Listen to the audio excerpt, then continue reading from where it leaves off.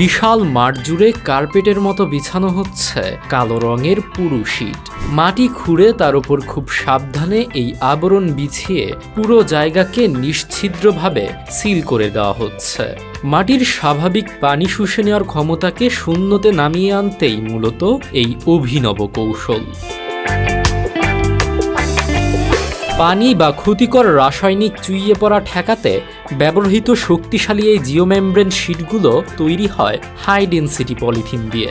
রোদে পানিতে 20 থেকে 100 বছর পর্যন্ত এটি অনায়াসেই টিকে থাকে।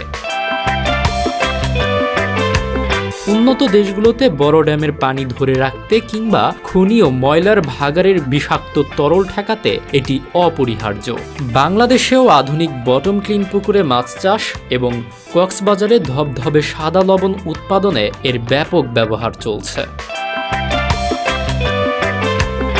আমাদের ভিডিওগুলো নাটোর থেকে দেখছেন মোহাম্মদ তারেক, কুমিল্লা থেকে দেখছেন AK আকাশ, মোহাম্মদ শাহজাদা ইসলাম দেখছেন দিনাজপুর থেকে, রাইন রিয়াল দেখছেন বগুড়া থেকে এবং ঢাকা থেকে দেখছেন জেএস জহির। আপনি কোথা থেকে দেখছেন তা জানিয়ে দিন কমেন্ট বক্সে।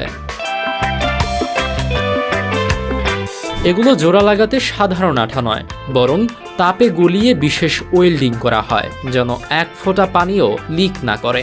দেশে সাধারণত 0.3 থেকে 1.5 মিলিমিটার পুরুত্বের শীট বেশি চলে। 5000 বর্গফুটের একটি জলাশয় সম্পূর্ণ ঢাকতে পুরুত্ব ভেদে খরচ পড়ে 1 থেকে 2.5 লক্ষ টাকার মতো।